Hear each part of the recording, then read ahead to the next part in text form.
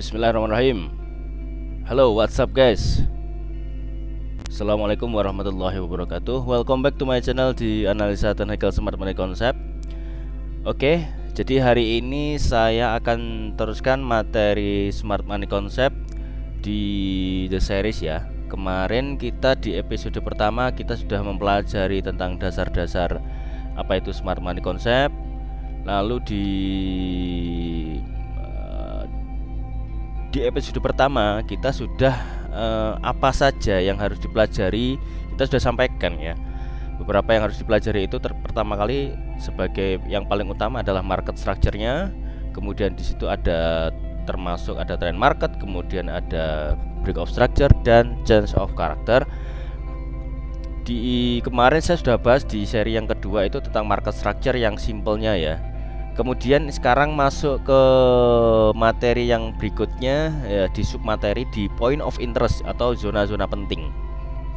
Karena metode SMC ini kita sangat mempertimbangkan area-area zona pentingnya ya. Termasuk di situ ada order block, ada supply and demand, kemudian ada order flow, kemudian ada imbalance. Nah, pada pertemuan kali ini saya akan menjelaskan tentang order block ya. Oke, kita lanjutkan ya. Di point of interest yang pertama itu ada yang namanya order block. Order block adalah satu candle terakhir down move sebelum candle impulsive bullish di dalam posisi uptrend, atau satu candle terakhir up move sebelum candle impulsive bullish ketika downtrend ya. Kemudian untuk point of interest yang berikutnya, jadi point of interest ini area-area penting yang kita tandain, yang mana nanti data-data yang masa lampau ini kita akan jadikan pertimbangan bahwasanya nanti di masa yang akan datang atau di saat ini itu akan menjadi pertimbangan di mana area-area penting yang kita tandain untuk entry atau exitnya ya.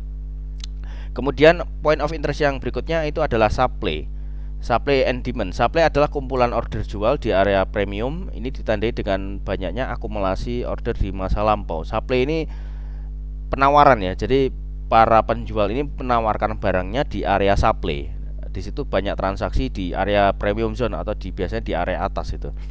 Kemudian demand adalah kumpulan order beli di area discount zone. Ini ditandai dengan banyaknya akumulasi order beli di masa lalu. Jadi demand ini adalah permintaan atau ordernya para pembeli biasanya di area bawah atau di area diskon. Kemudian point of interest berikutnya itu adalah order flow. Order flow adalah satu pergerakan up move atau down move sebelum impulsive bullish atau impulsive bearish. Kemudian point of interest berikutnya adalah fair value gap atau imbalance atau FVG. FVG ini adalah area ketidakseimbangan harga atau inefisiensi harga. Jadi terdapat jarak yang besar antara order block dengan impulsive bullish, impulsif yang candle impulsifnya, yang di masa yang akan datang itu akan ditutup baik cepat maupun lambat. Oke. Point of interest yang pertama itu adalah order block. Order block adalah satu candle terakhir down move sebelum candle impulsive bullish. Jadi sebelah kiri ini kita lihat, jadi candle terakhir warna merah ini adalah candle candle bullish order block. Jadi di dalam kondisi bullish seperti biasanya kan, ini kita lihat sebagai candle terakhir, candle bearish terakhir sebelum up move. Up move-nya ini sifatnya impulsif ya atau besar ya. Biasanya yang diikuti dengan imbalance itu order block-nya sangat bagus. Kemudian yang di sebelah kanan itu adalah candle terakhir up move sebelum candle impulsive bearish dalam kondisi downtrend. Ini dinamakan sebagai candle order block. Oke. Kita lihat di chart ya. Oke, kita ada di chart ya. Di sini kita akan mencoba belajar menandai di mana candle order blocknya. Jadi candle down move terakhir sebelum dia up move. Ya, ini termasuk di sini, ini adalah candle order block ya. Ini order block disertai dengan imbalance, artinya ada candle impulsif bullish setelah bearish terakhir dia bullish. Nah, ketika harga ini masuk ke area order block, harga akan melakukan reaksi. Coba lihat di sebelah kanan, ketika harga naik kemudian turun, dia akan ada reaksi. Oke. Itu dinamakan candle order block. Yang biasanya kita lihat bahwasanya sebenarnya ini kurang ideal. Yang bagus itu misalkan order blocknya ini ngambil liquidity ya. Jadi ada buntutnya yang wick doang, itu lebih bagus ya kalau misalkan sebagai order block ya. Nah, kita lihat di candle berikutnya. Di sini ada satu candle candle bullish terakhir. Di sini ada satu candle bullish terakhir.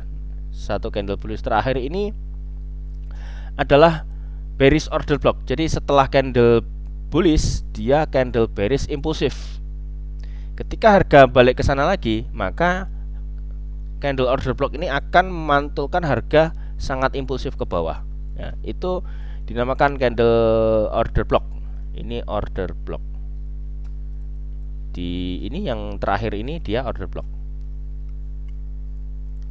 Ini candle bearish order block. Kalau di bawah dia namanya bullish order block, kalau di atas ini namanya bearish order block. Dalam kondisi yang memantulkan harga menjadi downtrend gitu, itu namanya candle bearish order block. Adalah one move atau candle bullish terakhir sebelum candle impulsif bearish, itu namanya order block. Oke, kita lanjut ya. Oke, kita lanjutkan. Point of interest berikutnya adalah supply and demand. Yang supply adalah kumpulan order jual di area premium zone. Ini ditandai dengan banyaknya akumulasi di order di masa lampau. Nah, di sini kita lihat di chart bahwasanya tadi saya sudah sampaikan bahwasanya supply adalah kumpulan order jual atau penawaran di area premium zone. Ya, ini ditandai dengan banyaknya akumulasi order jual di masa lampau. Semakin banyak candle yang bertumpuk,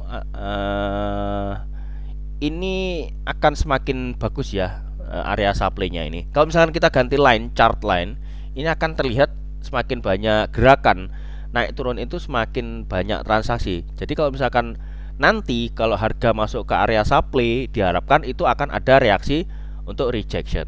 Itu untuk yang di supply. Kemudian untuk area demand, demand adalah kumpulan order beli atau permintaan.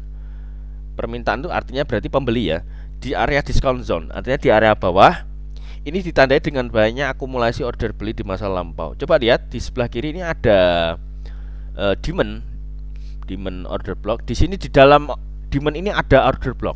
Jadi demand itu area, kalau order block itu candle. Oke, bisa dipahami ya, mudah-mudahan sampai sini. Nah, di area demand ini ketika harga memasuki area permintaan ini, maka dia akan ada reaksi. Reaksinya sampai mana? Ya ini cukup lumayan jauh. Ini artinya ada order pembeli yang di masa lampau ini belum dapat barang. Nah, akhirnya harga ini nyampe sana, dia akan memantulkan harga ini untuk kembali ke atas. Itu yang dinamakan dengan demand. Oke, kita lanjutkan ya. Kemudian ada jenis-jenis supply and demand atau SND. Di sini ada 4 kategori ya. Satu, rally based rally. Ini sifatnya continuation. Jadi dia melakukan rally lalu membuat base, kemudian bikin rally. Kemudian SND yang berikutnya itu adalah rally base drop. Biasanya ini dalam kondisi yang reversal atau pembalikan arah ya. Kemudian SND yang ketiga adalah drop base drop. Ini biasanya dalam kondisi downtrend, dia continuation. Jadi dia membuat drop, kemudian bikin base, lalu bikin drop harganya.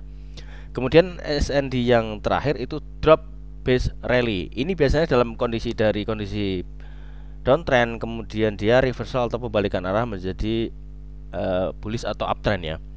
Kita coba cek di chart seperti apa jenis-jenis SND itu kalau di live chart. Oke, kita ke chart.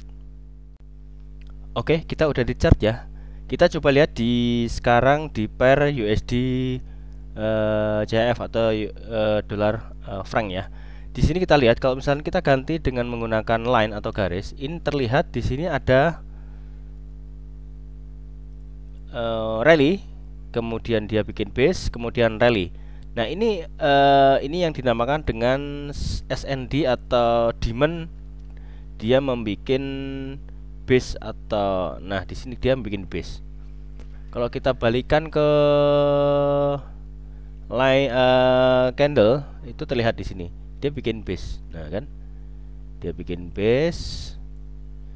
Kalau kita lihat tadi di salah satu cara saya lihat SND itu pakai chart ya, pakai garis. Nah kita lihat nih, di sini kan kita tarik ujung atas sama ujung bawahnya kemudian kita tarik ke kanan. Ini dia seandainya harga kembali ke base, dia akan menjadi pantulan atau di sini ada base atau ada kumpulan order pembelian yang belum dapat. Ini coba kita kembali ke candle. Nah, dia ketika harga naik kemudian masuk ke base tadi, ke area base, dia akan kembali naik atau rally base kemudian rally. Nah, sebenarnya ini juga bisa dibilang kalau yang bawah ini kan rally base rally. Nah, kalau ini yang sebelah kanan ini bisa kita bilang namanya drop base rally. Jadi dia drop bikin base di sini, kemudian dia rally. Jadi ini SND yang pertama, kemudian ini yang keempat tadi ya, drop base rally. Jadi dari turun bearish, kemudian dia bikin akumulasi, lalu dia lanjut naik atau reversal ke atas. Coba kita lihat apakah ada SND yang rally base drop. Nah, di sini ada rally base drop. Nah, ini rally base drop. Ini rally base drop. Terlihat di sini. Coba kita lihat di line. Nah, di sini ketika dia turun, nah dia kembali lagi ke bawah. Jadi supply di sini, perkumpulan harga di sini. Kalau kita balikin ke candle, tadinya kan di sini nih perkumpulannya. Jadi kita tarik pakai garis, kita tarik yang bawahnya, ambil atasnya. Nah, ini batasnya. Jadi ketika harga turun naik ke atas, dia akan turun lagi. Jadi supply ini menahan harga gitu. Toh terakhir ternyata sudah tidak bisa nahan lagi ya, supply-nya ini jebol. Artinya apa? Pembelinya lebih banyak daripada penjualnya. Jadi supply yang di atas ini yang tadinya rally base drop, kemudian dia menahan terus sampai dia nggak kuat, akhirnya dia naik. Kemudian kita coba cari SND yang sifatnya drop base drop ya. Apakah ada di sini drop base drop? Ini lagi bullish semua. Nah nih ada rally base drop. Rally base drop. Drop base drop. Drop base drop ini kita lihat candlenya nih. Ini drop base drop. Ini drop, kemudian bikin base, kemudian bikin rally. Ini SND. Di sini kalau kita lihat chart, dia terlihat. Kita perkecil. Nah, di situ rally drop base drop. Kembali ke candle. Nah, persis kan? Coba lihat. Bagus banget nih, SND itu bagus loh. Jadi kita lihat ada apa di dalam area. Nanti area drop. Area drop base membuat base kemudian rally. Ini drop base rally. Tadi sudah ada contoh rally base rally, kemudian drop base rally, kemudian contoh rally base drop, kemudian ini contoh terakhir adalah drop base drop atau DBR. Untuk SND areanya seperti itu. Saya biasa menggunakan chart atau pakai garis, chart line atau garis. Jadi bisa menandain bahwa saya di situ ada banyaknya orderan jual atau beli. Semakin banyak pergerakan yang modelnya kayak gini nih, pergerakan kecil-kecil, ini dia menandakan semakin banyak transaksi atau semakin bagus ini supply-nya atau semakin bagus demand-nya. Jadi semakin banyak gerakan yang seperti ini itu akan semakin bagus. Kalau sedikit, takutnya sebagai SND dia akan jebol, nggak kuat menahan order gitu. Oke, kita lanjut ke materi berikutnya. Oke. Oke, ke materi berikutnya yaitu fair value gap atau FVG atau imbalance. Jadi fair value gap atau imbalance ini adalah area ketidakseimbangan harga ya. Jadi atau inefisiensi harga. Jadi terdapat jarak yang cukup besar atau lebar pada saat terkena order block dan muncul candle impulsif. Jadi yang mana di masa yang akan datang ini pasti akan tertutup oleh market baik cepat maupun lambat. Nah, contohnya di chart seperti ini. Jadi fair value gap ini terjadi manakala ada 3 candle. Candle 1 tidak menyentuh atau tidak overlapping dengan candle 3. Kita lihat di sini ada candle angka 1 ini yang tadi saya contohkan di order block. Ini candle merah ini yang kecil ini order block, dia candle tidak bersentuhan dengan candle nomor 3 sehingga meninggalkan jejak jarak yang cukup jauh di candle nomor 2. Jadi ketika harga turun menembus di imbalance, dia hanya turun aja, dia lanjut naik. Jadi nggak sampai nutup, tapi nanti suatu saat dia akan tertutup. Seperti itu yang dinamakan oleh fair value gap atau imbalance. Nah, saya selalu mencontohkan sebenarnya cukup gampang ya fair value gap ini, kita nggak perlu terlalu repot-repot. Terlihat bahwasanya candle ini impulsif, ya sudah itu gap. Sebenarnya kalau kita ilustrasikan bahwasanya FVG atau imbalance itu ketika kita keluar dari rumah, seandainya kita pengen belanja atau membeli apa sesuatu di luar, kita lupa membawa dompet atau lupa membawa HP, pasti kita akan pulang dulu gitu. Jadi kita akan mengambil dompet atau HP yang ketinggalan tadi. Itu prinsip sederhananya fair value gap. Jadi karena banyaknya order, misalkan dalam hal ini misalkan kondisi uptrend, banyaknya order pembeli yang melonjak, dia tidak kebagian harga. Makanya suatu ketika harga itu akan kembali ke situ. Harga yang di-remind, harga yang diingat itu misalkan harga apa ya,